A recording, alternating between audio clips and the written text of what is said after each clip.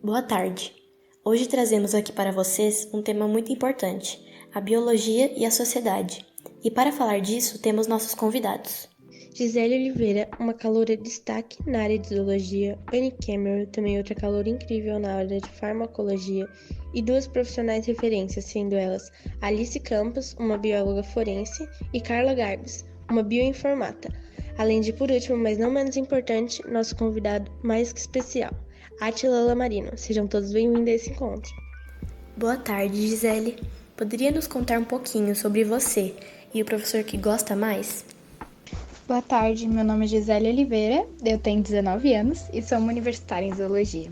Até algumas semanas atrás eu estudava com o renomado professor, o Ângelo Barbosa, um brasileiro que recebeu do CFBio o título de biólogo honorário, por contribuir com a biologia descrevendo 99 espécies de libelas. Ele se formou na mesma faculdade onde atualmente eu estudo, que é na Universidade Federal de Minas Gerais, a UFMG. Foi professor de entomologia e, além das espécies que descreveu, seu nome foi incorporado a 55 organismos, entre libelas, abelha, borboletas, besouros, aranha e até um fungo, em homenagens feitas por outros pesquisadores. Ao longo da sua vida, reuniu uma coleção de 35 mil libelas, que foi doada à UFMG em 2015. Infelizmente, este grande biólogo faleceu de ataque cardíaco dia 7 de maio de 2020, com 85 anos. Então, dediquei minha fala a esta pessoa que fez uma imensa diferença na biologia. Agradeço a todas as suas contribuições e desejo um bom descanso.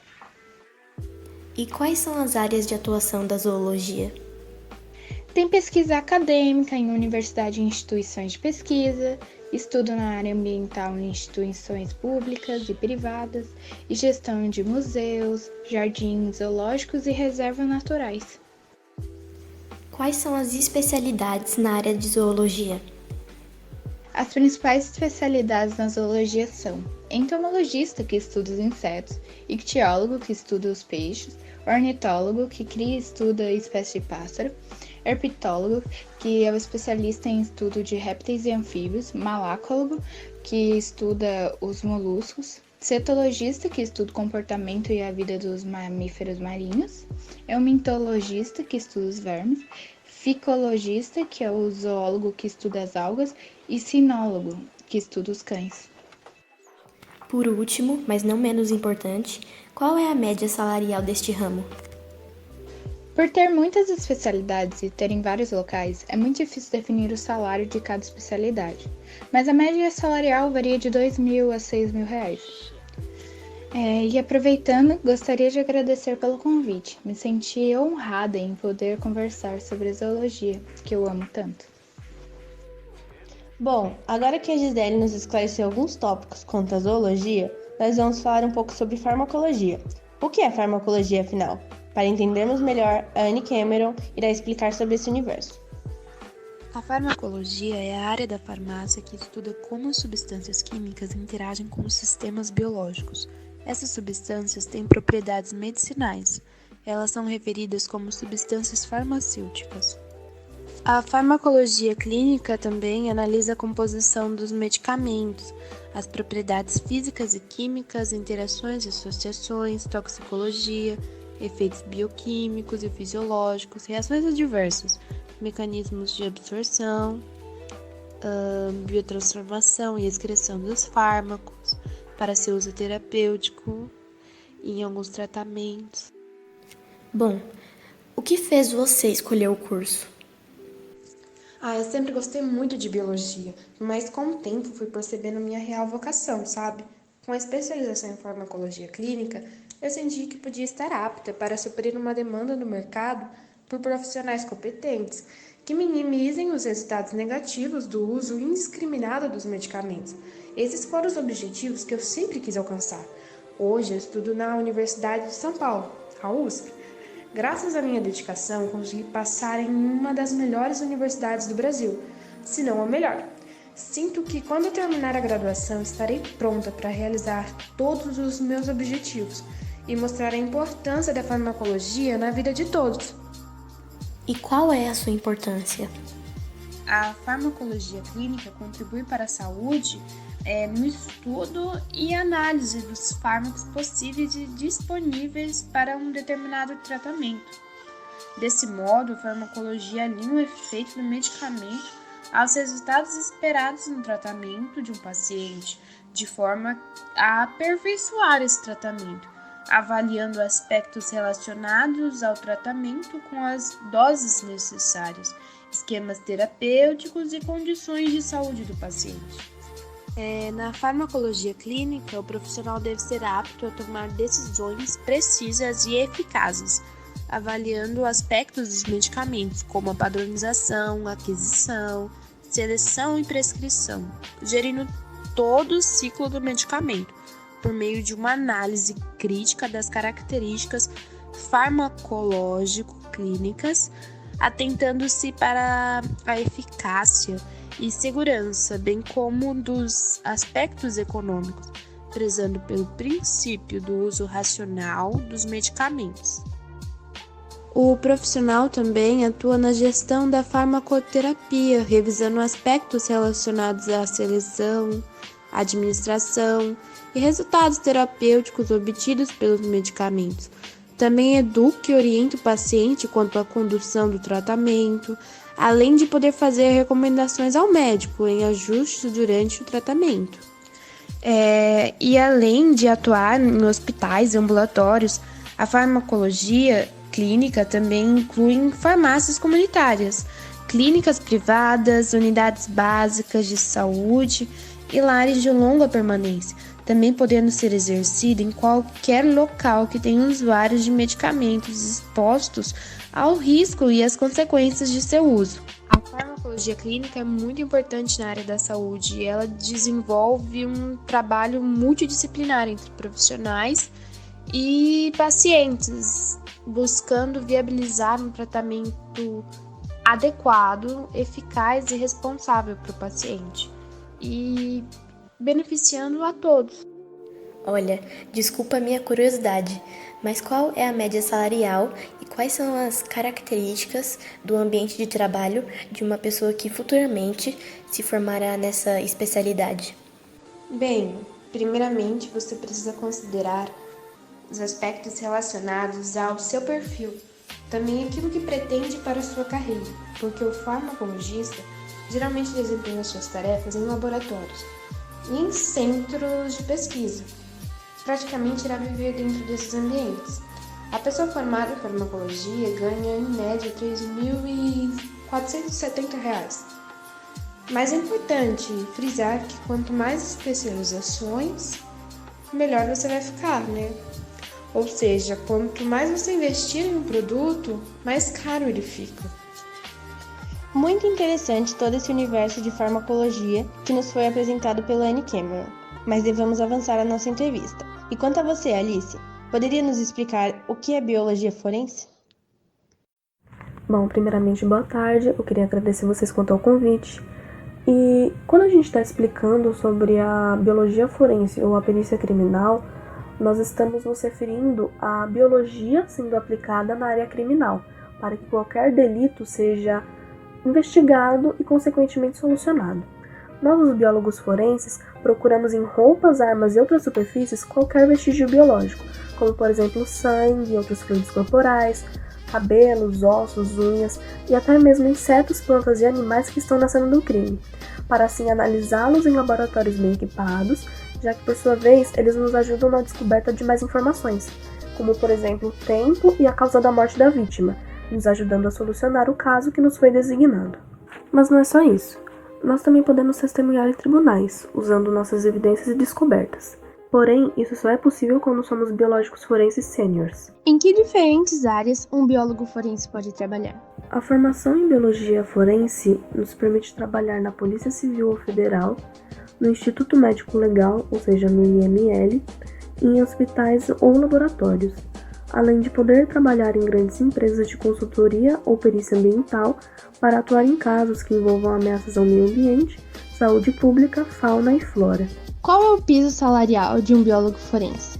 Quanto ao salário médio de um biólogo forense iniciante no Brasil, ele é aproximado do piso salarial de R$ 5.000, sendo o menor salário pago no Espírito Santo, que é 2.500 aproximadamente, e o maior salário pago é pela Polícia Federal, que é quase R$ 13.000.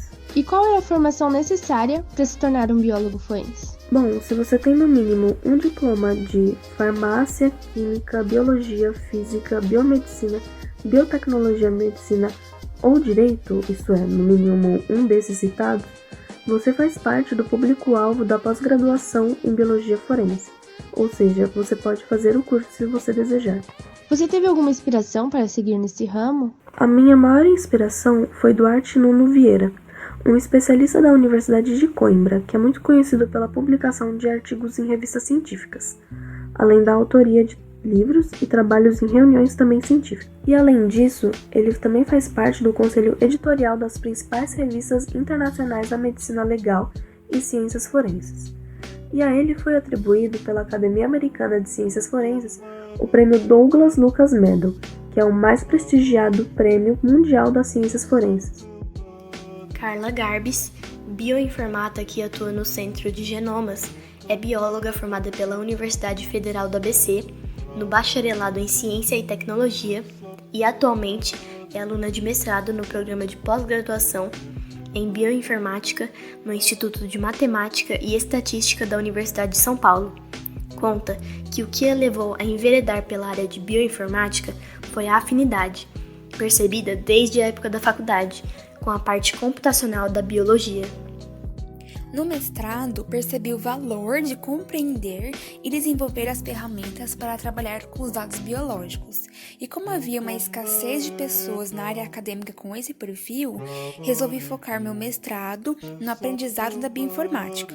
Porém, justamente por ter essa afinidade, estudei tudo o que estava no meu alcance sobre esse tema.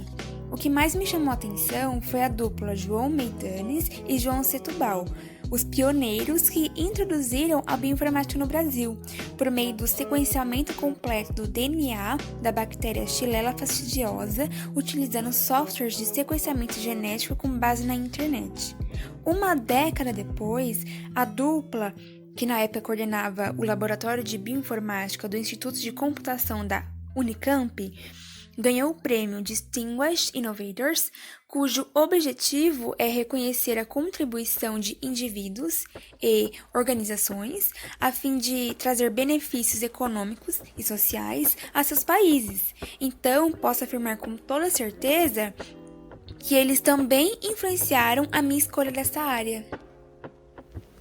Carla é responsável pelo processamento dos dados gerados pelos testes genéticos e diz que para exercer sua atividade, utiliza softwares e ferramentas criados especificamente para a área de genômica, além de soluções próprias de linguagem de programação para solucionar problemas mais específicos que venham a surgir. O volume de dados gerados por sequenciadores genômicos modernos é muito grande, de modo que tivemos que abordar a análise e o processamento de dados de uma maneira diferente nos últimos 10 anos. O que mais me deixa otimista em relação ao mercado para o bioinformata é que tal profissional, devido à sua inerente formação multidisciplinar, é extremamente versátil. Por exemplo, atualmente eu trabalho no Grupo Fleury e como a profissão possui mais de uma área de atuação, vagas e ofertas de trabalho sempre existirão, principalmente nos próximos anos. No entanto, para ter versatilidade, o profissional precisa ter muita dedicação e foco em sua formação, além de estar em constantemente atualização. Você comentou sobre a questão do mercado de trabalho e que trabalha no Grupo Fleury. Se não se importar mais ou menos, qual a média salarial ou, de modo geral, quanto ganha um profissional bioinformático? Então, depende muito do local em que o profissional trabalha. No meu caso, é em média de 5 mil ao mês. Mas, por exemplo, quem trabalha no Hospital Israelita Albert Einstein ganha em torno de 6 a 7 mil. Então, não tem uma média salarial em si, varia de local para local. E como é ser mulher e fazer ciência, especialmente numa área dominada por homens? Bom, eu tive uma professora, mas depois que eu me formei, acabei vendo mais homens, especialmente oriundos da computação e da física do que mulheres. É desafiador. Eu, felizmente, nunca passei por nenhuma situação de assédio ou de constrangimento pessoal por ser mulher, mas ainda é nítida a baixa presença de mulheres em áreas tecnológicas, como, por exemplo, na área de desenvolvimento de softwares ou de ciência de dados. Na bioinformática também há uma linha de desenvolvimento de softwares, por exemplo, para a visualização de dados biológicos, e sempre vejo homens trabalhando nisso. Mas atualmente percebem-se diversas mudanças, e as mulheres vêm ganhando seu devido espaço nessa área. Ao nosso convidado especial, gostaria de agradecer por sua presença e queria pedir para você nos dar um breve resumo de sua formação. Falar quem você é. Bem, primeiramente eu gostaria de agradecer pelo convite e pela oportunidade de estar aqui com vocês. Eu sou Átila Lamarino, biólogo e pesquisador brasileiro. Sou formado em microbiologia e doutor em virologia. Ganhei notoriedade por conta do meu trabalho de divulgação científica no meu canal do YouTube, que se chama Nerdologia, e hoje ele possui mais de 2 milhões de inscritos, e isso é uma grande conquista para mim. E eu integro também o grupo Jovem Nerd, uma plataforma digital de cultura pop, jogos eletrônicos e conteúdo jovem. Eu ingressei minha vida acadêmica no Instituto de Biociências da Universidade de São Paulo, a USP, em 2002. Me graduei em Ciências Biológicas no ano de 2006 e na mesma universidade, na USP, eu concluí doutorado em 2012, além de cursos de pós-doutorado em Genética Molecular e de Micro-organismos pelo Instituto de Ciências Biomédicas da USP também. E também realizei pós-doutorado na Universidade Yale, nos Estados Unidos. Nossa, que histórico acadêmico, hein? Você poderia falar sobre o que são as ciências biológicas na sua essência? Claro que posso. O biólogo, em essência, estuda todas as formas de vida, macroscópica ou microscópica. Ele pesquisa a origem, a evolução, a estrutura e o funcionamento dos organismos. A pesquisa em células analisa as relações entre diversos seres, a carreira do biólogo e o meio ambiente. Abrangente e promissora. O vasto campo de estudos na graduação permite que, uma vez formado, siga caminhos diversos. A atuação deste profissional é ainda fundamental na descoberta de aplicações de organismos na medicina, no desenvolvimento de medicamentos e na indústria, em áreas de fabricação de bebidas e de alimentos. Para você, Átila, qual a importância do biólogo na sociedade? Muitas pessoas não sabem qual a importância de um biólogo para a sociedade, e um grande preconceito muitas vezes aparece, mas a realidade é que o trabalho do biólogo é indispensável à sociedade. Lógico que outras profissões também são, mas a biologia, no meu ponto de vista, é uma das principais. E eu não falo isso porque amo o curso e a área que estudo, mas sim porque desde pequeno cresci com essa visão, observando que nossas vidas são regidas pela biologia, podendo não ser exatamente por um biólogo, mas por outros profissionais que, de alguma forma, se envolvem nas áreas biológicas. Atualmente, os biólogos podem exercer uma vasta gama de funções. Biólogos podem gerar soluções para cenas de crime, com a biologia forense, prover medidas para diminuir impactos ambientais e o aquecimento global, auxiliar a agricultura e criação de animais, fornecer informações para a indústria farmacêutica, auxiliar no saneamento e tratamento do lixo, soluções que ajudem a diminuir a poluição e ajudar a manter a vida na Terra. Atualmente, os biólogos podem exercer uma vasta gama de funções. Biólogos podem gerar soluções para cenas de crime, com a biologia forense, prover medidas para diminuir impactos ambientais e o aquecimento global, auxiliar a agricultura e criação de animais, fornecer informações para a indústria farmacêutica, auxiliar no saneamento e tratamento do lixo, soluções que ajudem a diminuir a poluição e ajudar a manter a vida na Terra. Bom, infelizmente nossa entrevista chegou ao fim. Gostaríamos de agradecer a todos vocês que aceitaram nosso convite e vieram contar um pouco sobre a profissão de vocês. Foi um prazer tê-los aqui. O intuito dessa conversa foi mostrar que o trabalho do biólogo é indispensável para a sociedade. Não importa qual área seja, se envolve saúde animal ou humana, existem biólogos envolvidos. E para encerrar, mais uma vez, muito obrigada a todos os convidados e também aos nossos ouvintes. Até a próxima!